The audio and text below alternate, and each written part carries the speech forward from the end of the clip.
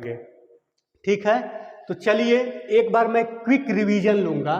जो पिछले लेक्चर में हम लोग जितनी चीज़ों को पढ़े थे एक बार तेजी से हम लोग रिवीजन करेंगे, फिर आगे का टॉपिक हम लोग देखेंगे। ये हमारी क्लास, आप सभी लोगों को पता है कि सीटेट का जो एग्ज़ाम होने वाला है, दिसंबर में हो जनवरी में हो जब भी हो, जो सीटेट का एग्ज़ाम होने वाला है उसमें ज्योमेट्री का बहुत ही अहम हिस्सा आपसे पूछा जाता है। चाहे पेपर 1 हो या पेपर 2 हो, दोनों पेपर की दृष्टिकोण से ज्योमेट्री बहुत ही महत्वपूर्ण है।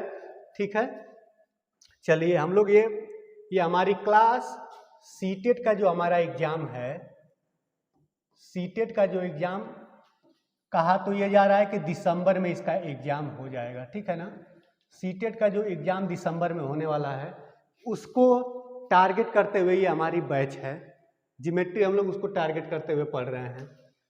ये भी सुनने में आ रहा है कि यूपी टेट का भी एग्जाम दिसंबर में हो सकता है, हालांकि ये क्लियर नहीं है, लेकिन यूपी टेट का भी एग्जाम हो सकता है। ठीक है, मान लीजिए कोई भी एग्जाम हो, चाहे सीटेट एग्जाम हो, यूपी टेट हो या सुपर टेट का एग्जाम हो, चाहे सुपर टेट का ही एग्जाम क्यों ना हो, सभी एग्जाम के दृष्टिकोण से ज्योमेट्री एक ऐसा टॉपिक है जो सभी एग्जाम के दृष्टिकोण से अत्यंत महत्वपूर्ण है।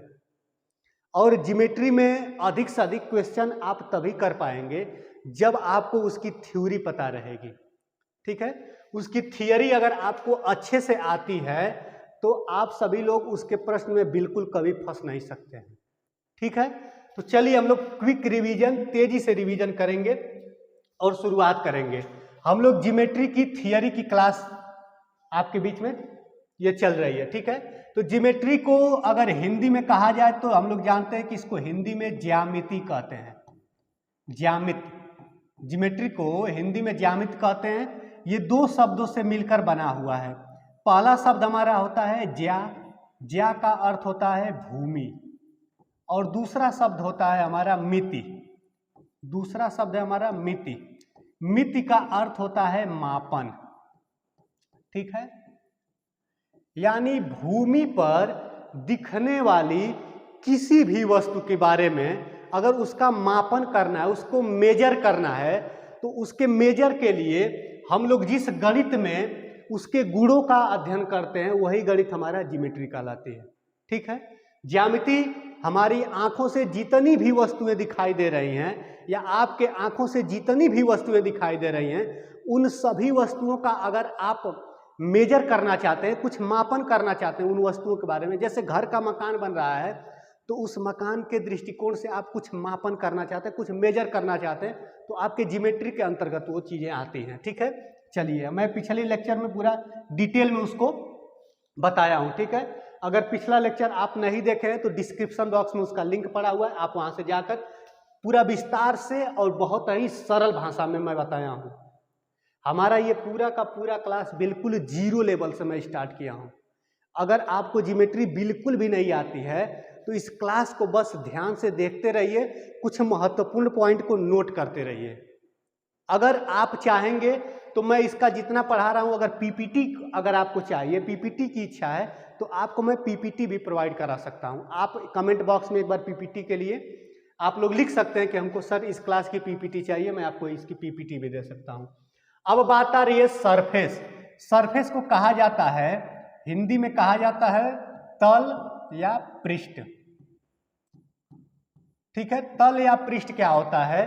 तो तल या पृष्ठ किसी भी वस्तु के उस हिस्से को कहते हैं। कोई भी वस्तु इस ब्रह्मांड में किसी भी वस्तु का सबसे बाहरी हिस्सा या सबसे ऊपरी हिस्सा या वह हिस्सा जिसको हम लोग टच करके महसूस कर सकते हैं, छू करके महसूस कर सकते हैं। जैसे मार्कर है तो इस मार्कर को हम लोग टच करके महसूस कर सकते हैं, तो जिस हिस्से को हम टच करके महसूस कर रहे हैं वही हमारा तल, पृष्ठ या सरफेस कहलाता है। ठीक है, ये मैं बता चुका हूँ। सरफेस तल कई तरह का हो सकता है। मान लीजिए कि मैं बताया था कि एक खुरदुरा तल होता है, खुरदुरा तल हो सकता है, किसी वस्तु का मुलायम तल हो सकता है, किसी वस्तु का तल कैसा हो सकता है? मुलायम तल हो सकता है। किसी वस्तु का तल बिल्कुल हर जगह समान, जैसे आपका शीशा होता है, घर का जो शीशा होता है चेहरा देखने वाला, वो एकदम समतल का बेहतर उदाहरण होता है। ठीक है, जैसे यही मान लीजिए ये डिजिटल बोर्ड है तो एकदम क्लीन है, कहीं पर ऐसा नहीं है कि मतलब खुरदुरा आपको नहीं फील होगा कहीं पर भी। ठीक है, ये समतल हो गया। चौथे नंबर पर हमारा होता है वक्रतल।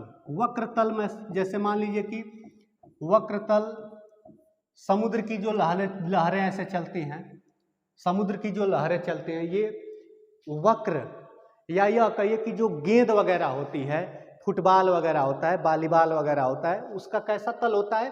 तो वक्र तल होता है। ठीक है ना। चलिए आगे चलते हैं। पिछली क्लास में हम लोग विस्तार से पढ़े हुए हैं, अब हम लोग पढ़ेंगे प्लेन यानी समतल के बारे में। प्लेन हिंदी में इसको क्या कहा जाता है?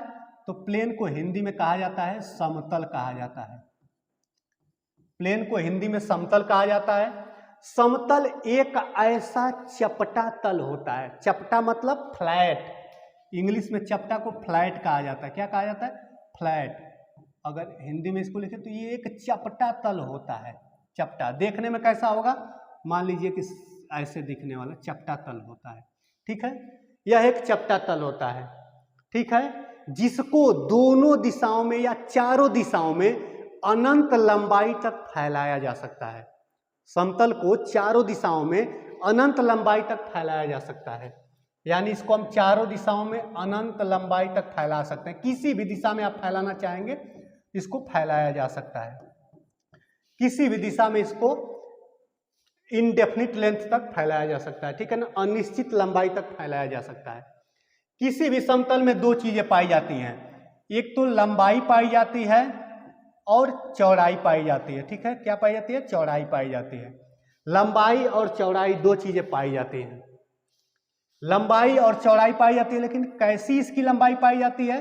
तो लंबाई भी अनिश्चित होती है और चौड़ाई भी अनिश्चित होती है। मैं बताया हूं कि समतल एक चपटा तल होता है जिसको किसी भी दिशा में अनिश्चित लंबाई तक फैलाया जा सकता है। मतलब एक ऐसा जो घर का आपका कांच है, शीशा है जिसमें आप चेहरा देखते हैं, तो ये समझ लीजिए कि एक ऐसा शीशा जो कभी समाप्त ही ना हो। आपके आंख के सामने एक ऐसा शीशा जो किसी भी दिशा में समाप्त ही ना हो, वह होता है हमारा समतल।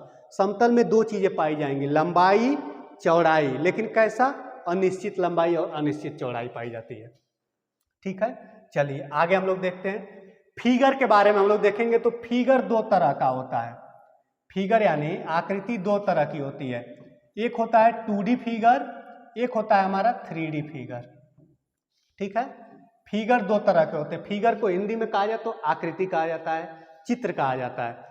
चित्र दो तरह की होती है। एक चित्र होता है जिसमें दो डायमेंशन पाई जाती है। डायमेंशन मतलब दो भुजा पाई जाती है। एक चित्र होता है जिसमें दो भुजा पाई जाती है, और एक चित्र होता है जिसमें तीन भुजाएं पाई जाती है, मतलब 3 डायमेंशन होता है। डायमेंशन का मतलब होता है भुजाएं, साइड्स होती हैं। जैसे 2D फिगर का उदाहरण अगर हम देखेंगे तो 2D फिगर का उदाहरण मान लीजिए कि हमारा त्रिभुज हो गया, चतुर्भुज हो गया। ठीक है, त्रिभुज हो गया, चतुर्भुज हो गया, सर्कल हो गया यानी वृत्त हो गया। 3D फिगर का अगर उदाहरण देखें तो हमारा मान लीजिए कि घन या घनाभ होता है, जो घन या घनाभ जो होता है, घन या घनाभ हो गया, शंकु हो गया। ठीक है, शंकु होता है, बेलन होता है आपका, बेलन जो होता है, बेलन को इंग्लिश में सिलेंडर कहा जाता है। बेलन जो होता है वो क्या होता है? सिलेंडर को बेलन कहा जाता है। इस तरह की जो चीजें हैं, कुआं, कुआं कैसा होता है? बेलनाकार होता है। ठीक है, तो फिगर हमारे दो प्रकार के होते हैं, एक 2D फिगर होता है, एक 3D फिगर होता है। 2D figure 2 dimension, 3D figure 3 dimension. ठीक है, जिसको दिखाने के लिए 3 डायमेंशन, अगर हमको घनाभ को दिखाना है तो इसमें तीन चीजों की हमें बात करना ही पड़ेगा कि ये इसकी लंबाई हो गई, ये इसकी चौड़ाई हो गई, और ये इसकी ऊंचाई हो गई, ये इसकी हाइट हो गई। यानी हमको लंबाई की भी बात करनी है, चौड़ाई की भी बात करनी है और हाइट की भी बात करनी है। लेकिन जो इसमें होता है तो इसमें हम बस लंबाई की बात कर लिए, चौड़ाई की बात कर लिए। इसमें भी अगर देखेंगे तो दो ही दिशा में हम चल सकते हैं। ठीक है, आधार हो गया, हमारी संगत ऊंचाई हो गई, दो ही चीजें। ठीक है, तो 2D फिगर और 3D फिगर दो तरह के फिगर होते हैं। चलिए, मैं पिछली क्लास में इसको भी डिटेल में बताया हूं। अब हम लोग सीखेंगे, जानेंगे पॉइंट के बारे में। पॉइंट क्या होता है, बिंदु क्या होता है। जिस प्रकार से इस ब्रह्मांड के किसी भी वस्तु का सबसे छोटा हिस्सा, किसी भी इस ब्रह्मांड के किसी भी वस्तु का सबसे छोटा हिस्सा परमाणु को अगर कहा जाता है, तो ज्योमेट्री में कोई भी चित्र हो, कोई भी आकृति हो, उसका सबसे छोटा हिस्सा, यानी उसको अगर टुकड़े में करेंगे हम, तो सबसे छोटा हिस्सा बिंदु होता है। यानी बिना बिंदु का कोई भी चित्र हम तैयार नहीं कर सकते, कोई भी आकृति हम लोग नहीं बना सकते हैं। बिंदु क्या होता है, तो बिंदु एक ऐसी आकृति होती है, बिंदु एक ऐसी ज्यामितीय आकृति होती है जिसकी न कोई लंबाई, न कोई चौड़ाई और न ही मोटाई या ऊंचाई होती है। यानी इसकी लंबाई भी नहीं पाई जाती है, इसकी चौड़ाई भी नहीं पाई जाती है और इसमें कोई हाइट भी नहीं पाया जाता है, ठीक है। लेकिन ये होता है, मान लीजिए कि ये कोई समतल है, समतल कैसा होता है, तो चारों दिशाओं में अनंत तक फैला जाए और इस पर ये एक बिंदु है, ठीक है। बिंदु को हमेशा ज्योमेट्री में, ज्यामिति में हमेशा कैपिटल लेटर से दिखाते हैं, ठीक है। मान लीजिए कि एक बिंदु यहाँ पर है, इसको कैपिटल पी से, जब भी हम बिंदु को दिखाएंगे तो हमेशा कैपिटल लेटर से दिखाते हैं, बड़े अक्षर से लिखते हैं। बिंदु में ना कोई लंबाई, ना कोई चौड़ाई, ना कोई हाइट होती है, या थिकनेस यानी ना कोई मोटाई भी नहीं होती है, इसमें बिंदु में कोई मोटाई नहीं होती है। तो बिंदु आखिरकार होता क्या है, तो ये पोजीशन को दिखाता है, किसी भी चीज की स्थिति को दिखाता है कि ये वस्तु कहाँ पर है। जैसे मान लीजिए कि कोई वस्तु यहाँ पर रखी हुई थी और कुछ देर बाद वो वस्तु को यहाँ पर रख दिया गया है लाकर, तो पहले इसका पोजीशन इस पॉइंट पर था, इसका अब पोजीशन इस पॉइंट पर हो गया। यानी इस वस्तु के पोजीशन को यहाँ इस बिंदु से दिखा सकते हैं, इस वस्तु के पोजीशन को इस बिंदु से दिखा सकते हैं। यानी बिंदु क्या होता है, तो वो मार्क ऑफ पोजीशन होता है, माने किसी भी पोजीशन स्थिति को दिखाता है, किसी भी स्थिति को प्रदर्शित करता है। मतलब मैं अगर यहाँ पर खड़ा हूँ तो मैं बोर्ड से कितना दूर खड़ा हूँ, तो किसी बिंदु से हम दिखा सकते हैं कि मान लीजिए कि यहाँ पर अगर हमारा डिजिटल बोर्ड है तो मैं यहाँ पर खड़ा हूँ, इस बिंदु पर खड़ा हूँ। कभी हो सकता है कि मैं यहाँ पर भी खड़ा हो सकता हूँ, यानी यहाँ पर भी खड़ा हो सकता हूँ, कैमरे के पार उधर खड़ा हो सकता हूँ, हो सकता है ना। तो यानी ये क्या दिखा रहा है, ये पोजीशन को तो दिखा रहा है सिर्फ और सिर्फ। ये किसको दिखा रहा है, पोजीशन को दिखा रहा है, ठीक है। पिछली क्लास में हम लोग डिटेल में इसकी चर्चा किए हुए हैं। लेक्चर जो हमारा फर्स्ट है, फर्स्ट लेक्चर में हम लोग डिटेल में इसके डिस्कस किए हुए हैं। हमारी class CTET, UP TET, super TET के दृष्टिकोण से महत्वपूर्ण है। देखिए ज्यामिति का जो ये हम लोग कॉन्सेप्ट पढ़ रहे हैं, हालांकि ये हर एक परीक्षा के दृष्टिकोण से महत्व है, हर एक परीक्षा के दृष्टिकोण से यह महत्वपूर्ण है। ऐसा नहीं है कि एसएससी में कोई परीक्षा हो रही है तो उसमें जो ज्यामिति से क्वेश्चन आएगा तो उसकी थ्योरी में पॉइंट का मतलब कुछ अलग हो जाएगा। पॉइंट का मतलब तो वही रहेगा ना, जिसकी कोई लंबाई नहीं, कोई चौड़ाई नहीं हो, कोई मोटाई या ऊंचाई नहीं, ठीक है ना। अब जैसे रेखा हो गया, तो रेखा में क्या होता है कि कई बिंदुओं से मिलकर हमारी रेखा तैयार होती है, ठीक है। यानी असंख्य बिंदुओं से मिलकर या अनगिनत बिंदुओं से मिलकर हमारी क्या होती है तैयार, रेखा तैयार होती है। रेखा कई तरह की होती है, एक सीधी रेखा होती है, एक हमारी कर्व लाइन होती है यानी वक्र रेखा होती है, एक हमारा जिग जैग लाइन होता है, एक हमारा जिग जैग लाइन होता है। कई तरह की रेखाएं हो सकती है, ठीक है। इस रेखा को हम लोग सीधी रेखा कहते हैं। सीधी रेखा दोनों दिशाओं में अनंत दूरी तक फैलती है। सीधी जो रेखा होती है दोनों दिशाओं में अनंत तक फैलती है। यानी अगर रेखा के बारे में बात किया जाए तो रेखा में क्या क्या चीजें पाई जाती हैं और क्या क्या चीजें नहीं पाई जाती हैं। तो एक रेखा में अनिश्चित लंबाई पाई जाती है। लंबाई तो पाई जाती है लेकिन कैसी लंबाई होती है, निश्चित नहीं होती है। यानी ये निश्चित नहीं है कि इस दिशा में कहाँ तक जाएगी और इस दिशा में कहाँ तक जाएगी। जो ये स्नेक के तरह, सर्प के तरह बना हुआ है, ये भी क्लियर नहीं है कि इधर ये फैल कर कहाँ तक जाएगा। रेखा एक ऐसा फिगर होता है, देखिए रेखा हो गया, बिंदु हो गया, समतल हो गया, इन सब की डिफिनीशन एक मतलब ऐसा होता है कि इनके डिफिनीशन को बताया नहीं जा सकता है, फिर भी समझाने के लिए इतना बता सकते हैं। अब मान लीजिए कि रेखा की लंबाई अनिश्चित है तो हम बोर्ड पर अनिश्चित लंबाई का रेखा कभी थोड़े बना पाएंगे, लेकिन आपको समझाने के लिए बताया जा रहा है कि किसी भी रेखा में एक चीज पाई जाती है और वो क्या पाई जाती है, सिर्फ और सिर्फ अनिश्चित लंबाई पाई जाती है, ठीक है ना। समझ में आ रहा होगा। इसमें कोई अगर हो सकता है पूछ सकता है, चौड़ाई नहीं पाई जाती है और हाइट भी नहीं पाई जाती है। यही रेखा का, इस रेखा को सीधी रेखा, रेखा 3 प्रकार की होती है। एक हमारी सीधी रेखा होती है जिसको इंग्लिश में स्ट्रेट लाइन कहा जाता है। ये जो लाइन दिख रही है सीधी रेखा। सीधी रेखा का मतलब, सीधी रेखा स्ट्रेट लाइन किसे कहेंगे?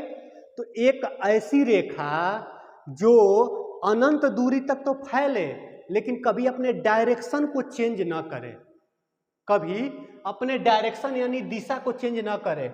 जैसे मान लीजिए कि मैं बना रहा हूं, सपोज करिए रेखा हम बनाते हैं।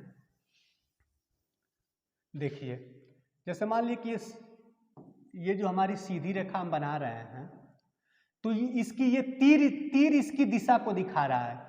ये जो तीर लगा रहे हैं हम, ठीक है ना, एरो जो हम लगा रहे हैं वो इसके डायरेक्शन को दिखा रहा है। ये कह रहा है कि इधर ये अनिश्चित लंबाई तक जाएगा, इधर अनिश्चित लंबाई तक जाएगा और इधर भी ये अनिश्चित लंबाई तक जाएगा। लेकिन बोर्ड इतना ही ना है, कितना हो रहेगा तो कितना हम फैला सकते हैं।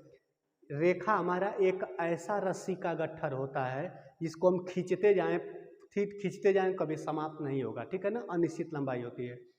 तो ये दोनों दिशाओं में अनंत दूरी तक जा सकता है, दोनों दिशाओं में अनंत दूरी तक जा सकता है और कभी डायरेक्शन चेंज नहीं होगा। जैसे इस दिशा में सीधे जा रहा है, कभी ये नहीं है कि ये इधर आने लगेगी, ऐसा नहीं है। इधर जा रही है तो डायरेक्शन कभी इसका चेंज नहीं होने वाला है। उसके बाद से एक हमारी रेखा होती है जो कर्व लाइन होती है। तो कर्व लाइन में अगर ध्यान से आप देखेंगे तो आपको समझ में आ जाएगा। जैसे मान लीजिए कि अगर ये रेखा इधर तो जा ही रही है, इसमें इसकी डायरेक्शन देखिए, इधर की डायरेक्शन है, इसका डायरेक्शन देखिए तो इधर का डायरेक्शन है, इसका डायरेक्शन देखिए तो इधर का डायरेक्शन है। मतलब बार बार इसका डायरेक्शन चेंज हो रहा है, दिशा हमेशा चेंज होती है। वक्र रेखा या कर्व लाइन की जो डायरेक्शन होती है बार बार चेंज होती है। स्ट्रेट लाइन या जो सीधी रेखा होती है जो पहले मैं बनाया, उसकी दिशा नहीं चेंज होती है बार बार। जिगजैग लाइन क्या होता है? जो टेढ़ी मेढ़ी रेखा होती है, ये क्या होता है?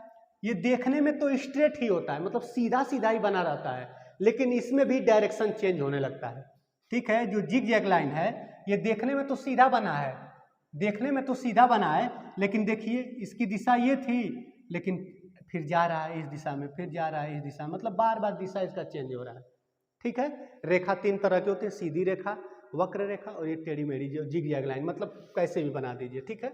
चलिए आगे चलते हैं हम लोग। आगे हमारा है लाइन सेगमेंट, रेखा खंड। रेखा खंड नाम से ही क्लियर हो जाता है, नाम से ही क्लियर हो जाता है। रेखा वही अनिश्चित लंबाई वाला और उसी का एक खंड, खंड मतलब एक उसका टुकड़ा, सेगमेंट उसका एक टुकड़ा। जैसे मान लीजिए कि ये एक रेखा है, अनिश्चित लंबाई तक जा रही है, लेकिन हमको अनिश्चित लंबाई की रेखा का, मान लीजिए कि एक रस्सी आपके पास ऐसा है जो कभी खत्म ही नहीं हो सकता है, तो उस रस्सी का आपका क्या काम है? कुछ कोई काम में नहीं ले पाएंगे, कहीं यूज उसका नहीं कर पाएंगे।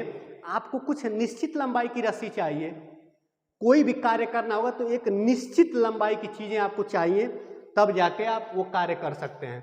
अब मुझे बनाना है कि मान लीजिए कि कोई चतुर्भुज बनाना है, सपोज करिए कोई चतुर्भुज मुझे बनाना है, जैसे चतुर्भुज बनाना है, मान लीजिए उसकी एक भुजा 5 सेंटीमीटर मुझे लेना है और एक भुजा 4 सेंटीमीटर मुझे लेना है, ठीक है। तो अब ये 5 सेंटीमीटर मुझे लेना है, तो ये हम कहाँ से लाएंगे इस 5 सेंटीमीटर को? ठीक है, 5 सेंटीमीटर की रेखा हम कहाँ से लाएंगे? नहीं ला पाएंगे, तो कुछ नहीं करेंगे, इस रेखा खंड में से 5 सेंटीमीटर हम काट लेंगे, हमारा यहाँ पर आ गया 5 सेंटीमीटर हो गया, हमारा कार्य हमारा पूर्ण हो गया। यानी कहने का मतलब कि किसी भी रेखा का एक टुकड़ा, एक खंड को हम लोग रेखा खंड कहते हैं। रेखा खंड, रेखा की लंबाई निश्चित नहीं थी, लेकिन रेखाखंड की लंबाई निश्चित होती है, यही डिफरेंस होता है, ठीक है। रेखाखंड की लंबाई निश्चित होगी, यानी अगर वो 10 सेंटीमीटर का है तो 10 ही सेंटीमीटर का रहेगा, ऐसा नहीं है कि 15 सेंटीमीटर का हो जाएगा या 9 सेंटीमीटर का हो जाएगा, 10 का 10 ही रहेगा। अगर 20 सेंटीमीटर की कोई रेखाखंड है तो वो बदलेगा नहीं, 20 सेंटीमीटर का ही हमेशा रहेगा। यानी इसकी लंबाई कैसी है? इसकी लंबाई डेफिनिट है, यानी निश्चित है। रेखाखंड की लंबाई निश्चित होती है, ठीक है ना। रेखा की लंबाई निश्चित नहीं होती है, लेकिन रेखा का ही ये एक टुकड़ा होता है, ठीक है। पिछली क्लास में इसको अच्छे से डिस्कस किए थे हम लोग। चलिए अब आएगा रे। रे मतलब उसको कहते हैं किरण, इसको हिंदी में किरण कहा जाता है, किरण। सूर्य के किरण से इसको समझेंगे तो बहुत आसानी से समझ सकते हैं कि जो सूर्य होता है तो सूर्य से जो हमारी किरणें निकलती हैं तो कहाँ तक जाती हैं हमें भी नहीं पता है कि वो कहाँ तक जाती हैं, किस ग्रह तक। हमें तो प्रकाश दे रही हैं लेकिन किस ग्रह तक वो जा रही है हमको नहीं पता है, लेकिन ये पता है कि वो निकल कहाँ से रहा है, ठीक है, यानी वो प्रारंभ कहाँ से हो रहा है हमको पता है। तो सेम वही जो किरण का डिफिनीशन होता है उसमें भी यही होता है कि किरण निकल कहाँ से रही है ये हमें पता रहता है, लेकिन जा कहाँ तक रही है ये हमको नहीं पता रहता है। यानी किरण का हमें प्रारंभिक बिंदु पता रहता है, किरण का हमें प्रारंभिक बिंदु पता रहता है, लेकिन उसका अंतिम कहाँ होगा, एंड कहाँ होगा, इस दिशा में वो कहाँ खत्म होगी हमको नहीं पता है। कुछ किताब वगैरह में उसको इसी को मान लेता है कि मान लीजिए कि यही खत्म हुआ, खत्म तो यहाँ पर भी, इधर तो नहीं ना किरण जा रही है, अगर इधर किरण इधर भी जाती तो ये तो सीधा एक रेखा बन जाता, सीधी रेखा का ये उदाहरण हो जाता, ठीक है। लेकिन हम देख रहे हैं कि ये क्या हो रही है, एक निश्चित दिशा में जा रही है, किरण एक निश्चित दिशा में अनंत दूरी तक जाती है, इनडेफिनिट लेंथ तक यानी अनिश्चित लंबाई तक जाती है। किरण भी एक रेखा का ऐसा टुकड़ा होती है जो किसी एक दिशा में अनंत दूरी तक उसको फैलाया जा सकता है, ठीक है, एक दिशा में। इसका जो ये प्रारंभिक बिंदु है, प्रारंभिक बिंदु को इंग्लिश में इनिशियल पॉइंट भी कहा जाता है, इंग्लिश में इसको इनिशियल पॉइंट, और इसी को अंत्य बिंदु भी कहा जाता है, ठीक है, इसी को अंत्य बिंदु भी कहा जाता है। जो ये प्रारंभिक बिंदु है इसी को अंत्य बिंदु भी नाम दिया जाता है, ठीक है ना, इसको अपने ध्यान में रखिएगा। चलिए अगली डिफिनीशन की तरफ हम लोग बढ़ते हैं। तो अगला डिफिनीशन है इंटरसेक्टिंग लाइन। सबसे आसान, इंटरसेक्टिंग लाइन का मतलब कि जब दो लाइन आपस में एक्सीडेंट कर दें, ठीक है ना, टक्कर हो जाए उनकी।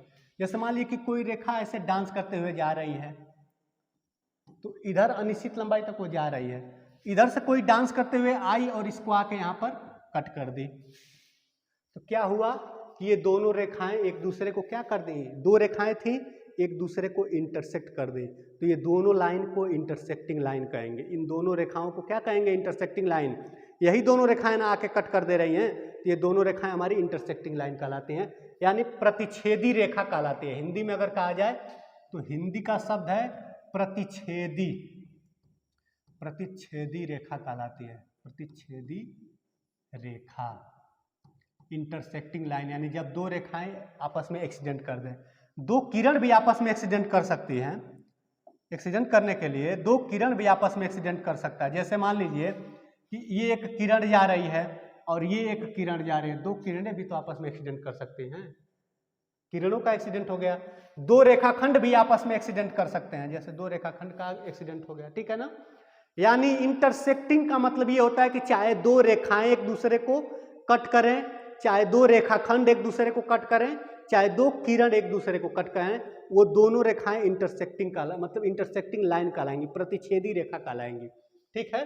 यानी ये पहली वाली जो रेखा है यहाँ से यहाँ तक, ये वाली, और जो ये दूसरी वाली रेखा है, हालांकि यहाँ से यहाँ तक मैं निश्चित कर रहा हूँ लेकिन ये निश्चित नहीं होता है, अनिश्चित लंबाई तक नहीं होता है, लेकिन एक्सीडेंट हो चुका है, एक्सीडेंट करके वो आगे चली गई है, ठीक है। ये भी एक्सीडेंट करके अपनी दिशा में आगे निकल गए, ठीक है। क्यों? क्योंकि सीधी रेखा थी, सीधी रेखा कभी दिशा चेंज नहीं होती है, ठीक है, आपको पता होगा।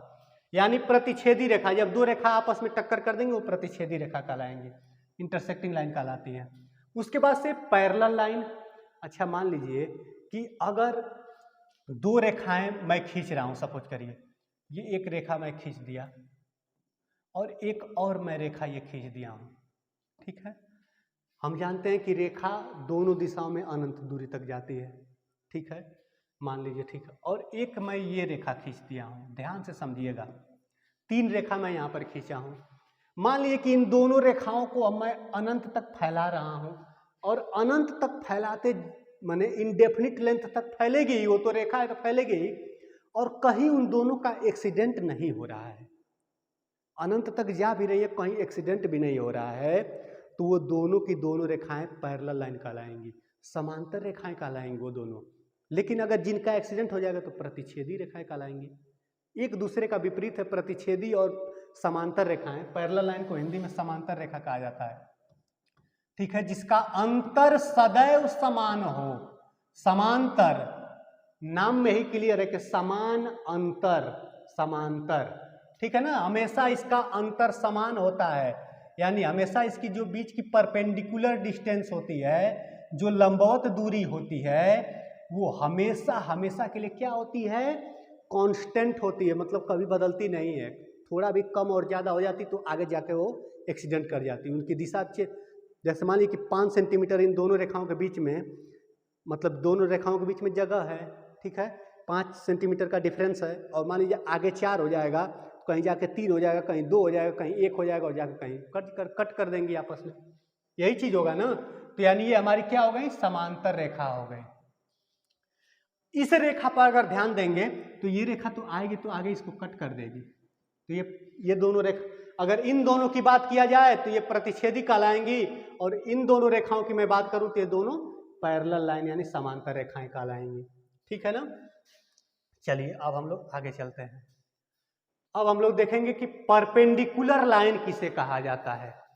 परपेंडिकुलर लाइन किसे कहते हैं, तो जैसे मान लीजिए कि कोई रेखा है, सपोज करिए कि कोई रेखा है ये, और इस रेखा को कोई रेखा एक्सीडेंट करती है, मान लीजिए कोई रेखा इसको एक्सीडेंट कर दे रही है, पहले से एक रेखा थी उसको ये रेखा एक्सीडेंट कर रही है, और एक्सीडेंट करने पर इन दोनों रेखाओं के बीच में, आगे मैं अभी आपको कोण के बारे में बताने वाला हूं, एंगल के बारे में बताने वाला हूं, अगर मान लीजिए कि 90 डिग्री का एंगल बन जाता है, यानी समकोण बन जाता है, अगर दो रेखाओं के बीच में समकोण बन जाता है तो दोनों रेखाएं एक दूसरे के परपेंडिकुलर या लंबवत कहलाती हैं। हिंदी में परपेंडिकुलर लाइन को क्या कहा जाता है, लंबवत रेखा है, ठीक है ना, या लंब रेखा सीधे सीधे कहते हैं, ठीक है ना, लंबवत रेखा या लंब रेखा इसको कहते हैं।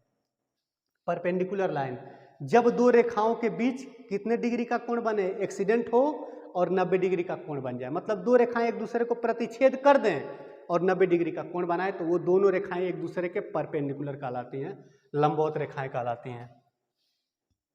आगे चलिए, अब आ गया बाइसेक्टर लाइन। सपोज करिए कि कोई ये एक रेखाखंड है, मान लीजिए ये एक 10 सेंटीमीटर का रेखाखंड है आपके पास, कितने का है, 10 सेंटीमीटर का ये रेखाखंड था।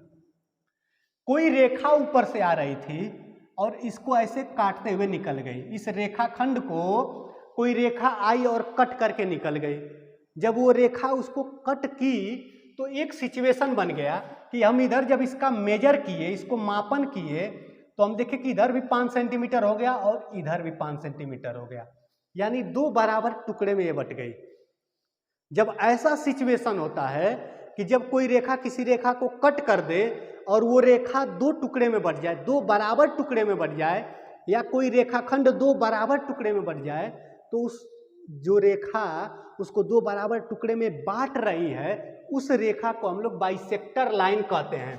यानी ये रेखा हमारी बाइसेक्टर लाइन है, ये रेखा हमारी क्या है, बाइसेक्टर लाइन है। हिंदी में बाइसेक्टर को कहा जाता है सम मतलब बराबर, द्वि मतलब दो, भाजक, समद्विभाजक, यानी समान दो भाग में बांटने वाली रेखा, समद्विभाजक रेखा इसको कहा जाता है। क्या कहा जाता है, समद्विभाजक रेखा, मतलब समान दो भाग में बांटने वाली रेखा को हम लोग समद्विभाजक रेखा कहते हैं। उम्मीद करते हैं ये समझ में आ रहा होगा। चलिए अब हम आगे बढ़ते हैं। अब आ गया perpendicular bisector line. Perpendicular line हम अभी देखे हैं कि जो रेखा एक्सीडेंट करे लेकिन 90 डिग्री पर एक्सीडेंट कर दे, वो परपेंडिकुलर लाइन कहलाती है। बाइसेक्टर भी हम लोग जान गए कि जब रेखा किसी अन्य रेखा को दो बराबर टुकड़े में बांट दे, दो इक्वल पार्ट में बांट दे, तो वो रेखा बाइसेक्टर लाइन कहलाती है। और यहाँ परपेंडिकुलर बाइसेक्टर यानी दोनों कंडीशन एक साथ बना रहा है कि जैसे मान लीजिए कि कोई ये रेखाखंड है, सपोज करिए कोई ये 10 सेंटीमीटर का रेखाखंड है मान लीजिए, और इसको कोई रेखा ऐसे कट कर रही है कि ये 5-5 सेंटीमीटर के दो टुकड़े में बट भी जा रहा है, 5-5 सेंटीमीटर के दो टुकड़े में बट भी जा रहा है, और यहाँ पर कोण भी 90 डिग्री का बन रहा है, ठीक है ना। यानी परपेंडिकुलर वाला सिचुएशन भी हो गया हमारा और बाइसेक्टर वाला सिचुएशन भी हो गया, ठीक है ना। इसी को कहते हैं परपेंडिकुलर वाला सिचुएशन यानी लंब वाला सिचुएशन भी बन गया, और बाइसेक्टर यानी समद्विभाजक वाला भी बन गया। लंब समद्विभाजक रेखा इसको कहेंगे। क्या कहेंगे हम लोग? लंब समद्विभाजक रेखा कहेंगे, ठीक है। उम्मीद करते हैं ये समझ में आ रहा होगा अच्छे तरीके से। बिल्कुल मैं बेसिक लेवल से इसको स्टार्ट किया हूं और बहुत आराम से आपको सिखा रहा हूं, बता रहा हूं।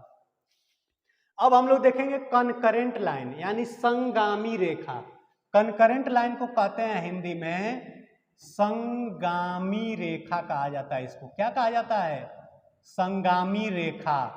संगामी रेखा का मतलब ये होता है कि जैसे मान लीजिए कि कोई एक किसी समतल पर एक पॉइंट है, ठीक है, ये समतल पे एक पॉइंट है और इस पॉइंट से होकर ढेर सारी रेखाएं गुजर रही हैं। एक रेखा ये गुजर गई, मान लीजिए कि एक रेखा ऐसे गुजर गई, एक रेखा मान लीजिए ऐसे होके गुजर गई, ठीक है। आप देख पा रहे हो कि एक बिंदु था, किसी एक बिंदु से जब कई रेखाएं गुजरती हैं, जब कई रेखाएं उसके ऊपर से निकल जाती हैं, या अगर इसको थोड़ा सा एडवांस भाषा में कहें कि जब किसी एक बिंदु पर कई रेखाएं कट कर दें, एक्सीडेंट कर दें, तो उसी बिंदु को हम लोग संगामी बिंदु कहते हैं। मतलब इसको कनकरेंट पॉइंट कहेंगे। इसी को क्या कहेंगे? जहां जिस बिंदु पर ये काट रही है तो संगामी बिंदु हो गया ये हमारा। कौन सा बिंदु हो गया? संगामी बिंदु। संगामी यानी संगम, संगम मतलब मिलना, जो सभी रेखाएं उसी बिंदु पर मिल जा रही हैं, ठीक है ना। संगामी बिंदु हो गया हमारा, ये हमारा संगामी बिंदु हो गया। और ये रेखाएं कैसी रेखाएं कहलाएंगी? ये जो रेखाएं हैं ये सभी रेखाएं कैसी रेखा कहलाएंगी? तो सभी की सभी संगामी रेखा कहलाएंगी, ठीक है। यही होता है कॉन्करेंट लाइन। चलिए